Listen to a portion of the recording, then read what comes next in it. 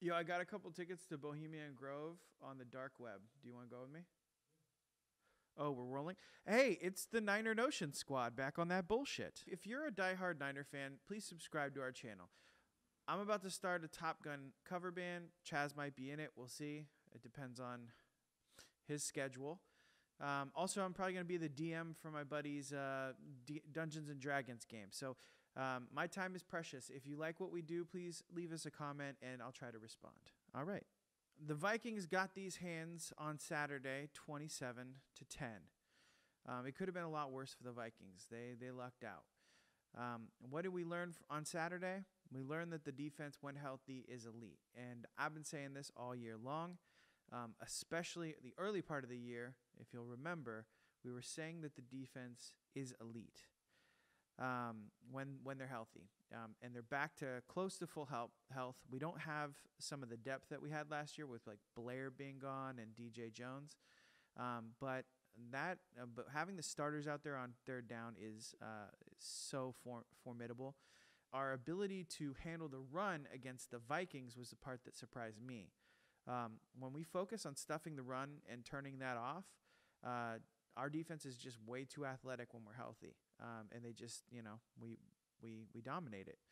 In my opinion, and I think everyone's opinion at this point, Mosley has earned the starting right cornerback spot, and that there should just be no debate. We gave Akello Witherspoon a lot longer than he deserved or he had earned, and that's nothing against Akello. I think he's cool. I think he's really, really athletic, and he's talented, but there's something missing when you compare him to Mosley. And I think a perfect play to kind of illustrate that was the play that both of them had against Diggs when he's running that kind of that fade, and then it's almost a back shoulder.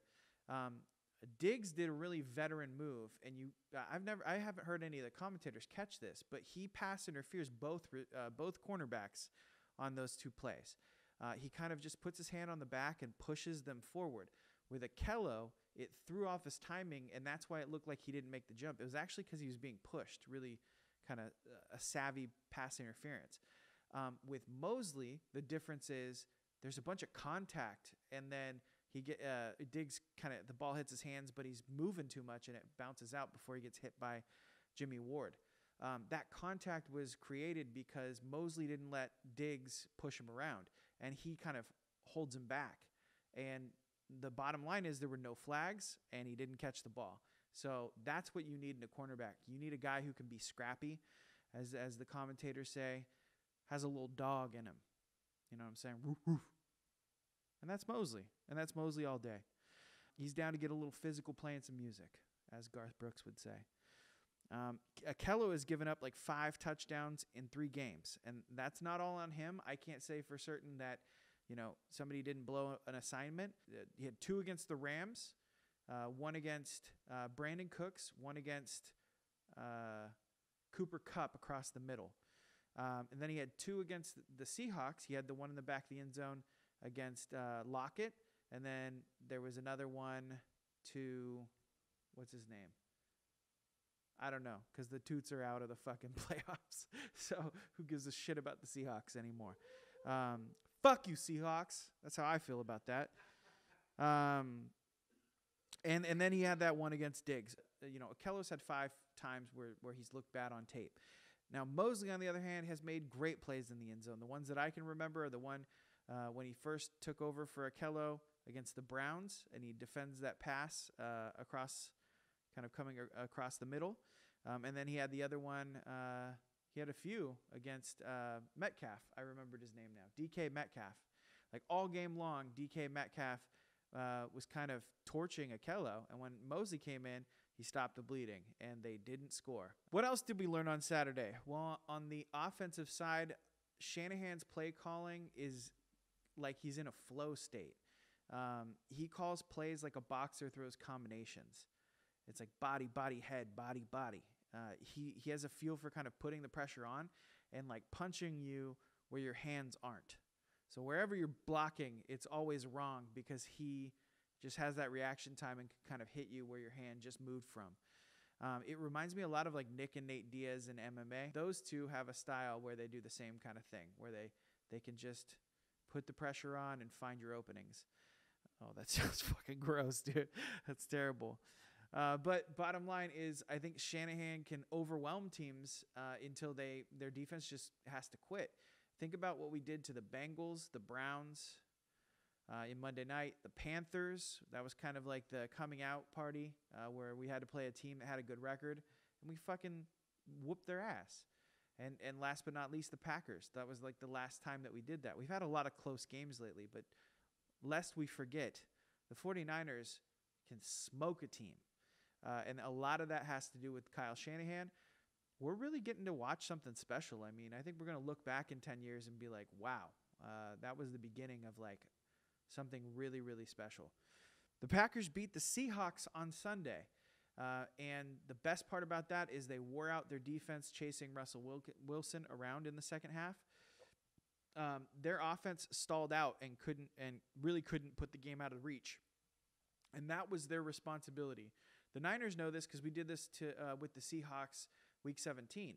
We should have been able to kind of take our defense off the field and rest, but instead our offense didn't put the game away, and we let Russell Wilson hang around and kind of keep it within a score. And then what that means is your defense just has to chase him around and wear your asses out. People get injured. Luckily, we had a bye. We earned a bye after beating him. The Packers did not, and that's going to be their fatal flaw.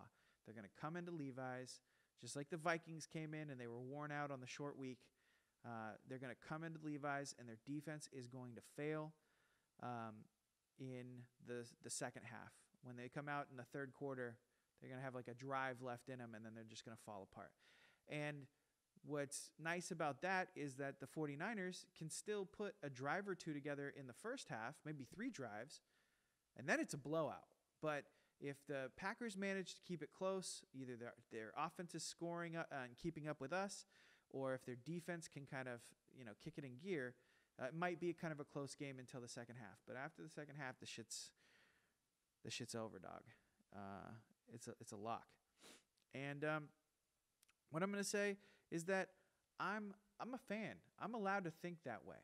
I don't have any connection to the team. The way that I feel isn't going to influence the team, and the team has to be ready for the Packers and know that they're a 13-3 team. Know that they're dangerous. I don't have to. As a fan, I'm going to look at it objectively and say the Packers don't have a good shot to beat us. And I think we should feel entitled to feel that way. I'll say right now, the 49ers are going to win the Super Bowl this year. And it's fine if we don't. Not every team wins the first year that they make it to the big one. But the Walsh 49ers did, the Bochy Giants did, and the Kerr Warriors did. It's sort of like a Bay Area tradition. And it's the 49ers' time now. It's up to Shanahan and Lynch to squeeze out as many titles as possible while we have this opportunity. And at worst, we have 4 to 5 years as our window.